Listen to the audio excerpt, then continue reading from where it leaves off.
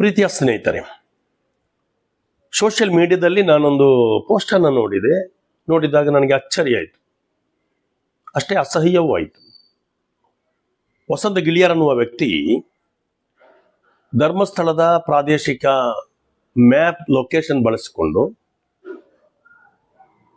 10 ಮಸೀದಿಗಳನ್ನು ಗುರುತಿಸಿ ಅದರಲ್ಲಿ ಕೆಂಪು ಮಾರ್ಕನ್ನು ಮಾಡಿ ಅದನ್ನು ಶ್ರೀ ಕ್ಷೇತ್ರ ಧರ್ಮಸ್ಥಳದೊಂದಿಗೆ ವಿರೋಧ ಕಟ್ಟಿಕೊಳ್ಳುವಂತಹ ರೀತಿಯಲ್ಲಿ ಒಂದು ಬರಹವನ್ನು ಬರೀತಾರೆ. ಅದೇನೆಂದರೆ, ನೋಡಿ ಮತಾಂಧರು ಯಾವ ರೀತಿಯಲ್ಲಿ ಈ ಕ್ಷೇತ್ರವನ್ನು ಸುತ್ತುವರೆದಿದ್ದಾರೆ ಅಂತ. ಎಂತಹ ಒಂದು ಅಪ್ರಬುದ್ಧವಾದಂತಹ ಅಸಹ್ಯವಾದಂತಹ ಒಂದು ಬರಹ ಇದು. ಅಲ್ಲಿಯ ನಿಜಾಸ್ಥಿತಿ ಹೇಳಬೇಕಾದ್ರೆ, ನಾನು ಬೆಳ್ತಂಗಡಿಯವನೇ, ನನಗೆ ಗೊತ್ತು ನನ್ನ ಊರಿನ ಪಕ್ಕದಲ್ಲೇ ಧರ್ಮಸ್ಥಳ ಇರೋದು. ಚಿಕ್ಕ ಪ್ರಾಯದಿಂದಲೇ ಅಲ್ಲಿಯ ಕ್ಷೇತ್ರದ ಮಹಿಮೆ, ಗೌರವ, ಅಭಿವೃದ್ಧಿ ಕೆಲಸ ಕಾರ್ಯಗಳೆಲ್ಲವನ್ನೂ ನಾನು ಕಂಡು ನೋಡಿ ತಿಳಿದು ಬೆಳೆದವನು. ಹಾಗೆ ನಾನು ಕೂಡ ಅಲ್ಲಿಯ ಸೌಹಾರ್ದ ಸಂಗಮದ ಒಂದು ದಿನದ ದೀಪೋತ್ಸವದ ಕಾರ್ಯಕ್ರಮದಲ್ಲಿ ಭಾಗವಹಿಸಿದ್ದೆ, ಮಾತನಾಡಿದ್ದೆ.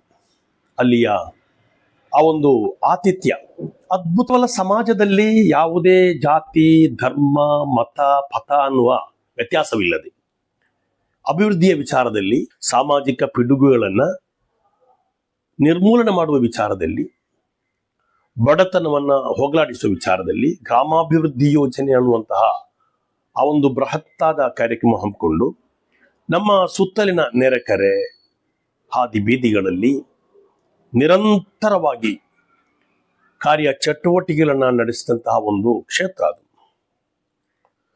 ಇವಾಗಿನ ಸಂಘರ್ಷದ ಬಗ್ಗೆ ನಾವೇನು ಹೇಳೋದಿಲ್ಲ.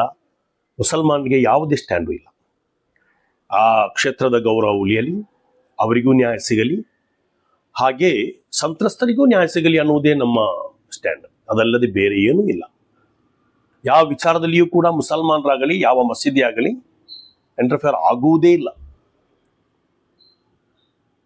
ಮತ್ತೆ ಮಸೀದಿಗಳು ಕ್ಷೇತ್ರದ ಸುತ್ತಲೂ ಇದೆ ಅಂತ ಗುರುತಿಸುವುದರಲ್ಲಿ ಮೂರ್ಖತನವನ್ನ ಮೆರೆದಿದ್ದಾರೆ ಈ ವ್ಯಕ್ತಿ.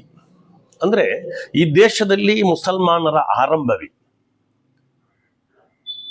ಅಂದ್ರೆ 7ನೇ ಶತಮಾನದಲ್ಲೇ ಕೊಡುಂಗಲ್ಲೂರಿನಲ್ಲಿ ಚೇರಮಾನ್ ಅನ್ನುವ ಹಿಂದೂ ಸಹೋದರನ ಹೆಸರಿನಲ್ಲಿ ಒಂದು ಮಸೀದಿಯನ್ನ ಕಟ್ಟಲಾಗಿದೆ. ಮಸೀದಿ ಅನ್ನೋದು ಕ್ಷೇತ್ರಕ್ಕೂ ಅಥವಾ ಹಿಂದೂಗಳಿಗೋ ಬೇರೆ ಧರ್ಮದವರಿಗೋ ವಿರೋಧದ ಸಂಗತಿ ಅಲ್ಲ. ಹಾಗೆ ಇನ್ನು ಚರಿತ್ರೆಯನ್ನು ಆಳವಾಗಿ ನಾವು ಅಧ್ಯಯನ ಮಾಡುವುದಾದ್ರೆ, ನಾಲ್ವಾಡಿ ಕೃಷ್ಣರಾಜ ಒಡೆಯರ್ ಅವರು ಕೂಡ ಮಸೀದಿಯನ್ನು ಕಟ್ಟಿಕೊಟ್ಟಿದ್ದಾರೆ ತನ್ನ ಅರಮನೆಯ ಪಕ್ಕದಲ್ಲಿ. ಮುಸಲ್ಮಾನರೊಂದಿಗೆ ಕುರಾನ್ ಆಯತ್ತುಗಳನ್ನ, ಸೂಕ್ತವನ್ನ ಓದಿ ನೀವು ನಿಜವಾಗಿ ನೈಜ ಮುಸಲ್ಮಾನರಾಗಿ ಬದುಕಬೇಕು, ಆರಾಧನೆ ಮಾಡಬೇಕು ಅಂತ ಅವರು ಉದ್ಘಾಟನೆಯಲ್ಲಿ ಭಾಷಣವನ್ನ ಮಾಡಿದ್ದಾರೆ 1922ರಲ್ಲಿ. ಹಾಗೆ ಕ್ಷೇತ್ರವಾಗಲಿ ಅಥವಾ ಮಸೀದಿ ಆಗಲಿ ಪರಸ್ಪರ ಯಾವತ್ತೂ ಕೂಡ ಕಚ್ಚಾಡಿಲ್ಲ, ಸಂಘರ್ಷ ತೋರಿಲ್ಲ. ಇನ್ನು ಹಳೆಯ ಕಥೆಯನ್ನು ಹೇಳುವುದಾದರೆ, ಭೂತಾರಾಧನೆಯ ಸಂದರ್ಭದಲ್ಲಿ ಒಂದು ಊರಿನಲ್ಲಿ ಧ್ವಂಸ ಮಾಡಲಾದಂತಹ ಮಸೀದಿಯನ್ನು ಕಟ್ಟಿಕೊಡಲು ಭೂತವೇ ಹೇಳಿದಂತಹ ಒಂದು ಚರಿತ್ರೆ ಕೂಡ ನಾನು ಓದಿದ್ದೇನೆ. ಅಂದ್ರೆ ಸಮಾಜ ಯಾವತ್ತೂ ಕೂಡ ಕ್ಷೇತ್ರದೊಂದಿಗೆ ಅಥವಾ ಹಿಂದೂ ದೇವಾಲಯದೊಂದಿಗೆ ಸಂಘರ್ಷವನ್ನು ಹೊಂದಿಲ್ಲ. ಪರಸ್ಪರ ಹೊಂದಾಣಿಕೆ, ಅನ್ಯೋನ್ಯತೆ, ನಂಬಿಕೆ, ಗೌರವ ಇರಿಸಿಕೊಂಡಂತಹ ಒಂದು ಚರಿತ್ರೆ ನಮ್ಮದು.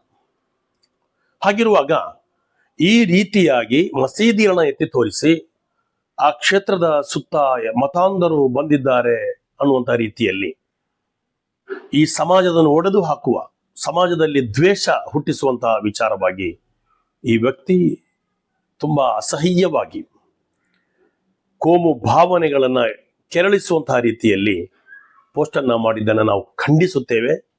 ಇಂತಹ ಕಾರ್ಯಗಳು ಯಾವತ್ತೂ ಕೂಡ ನಡೆಯಬಾರದು. ಇದನ್ನು ಸೂಕ್ತವಾದ ರೀತಿಯಲ್ಲಿ ತನಿಖೆ ಮಾಡಿ ಕಾನೂನು ಕ್ರಮ ಜರುಗಿಸಬೇಕೆಂದು ಈ ಮೂಲಕ ನಾವು ಒತ್ತಾಯಪಡಿಸ್ತಾ ಇದ್ದೇವೆ.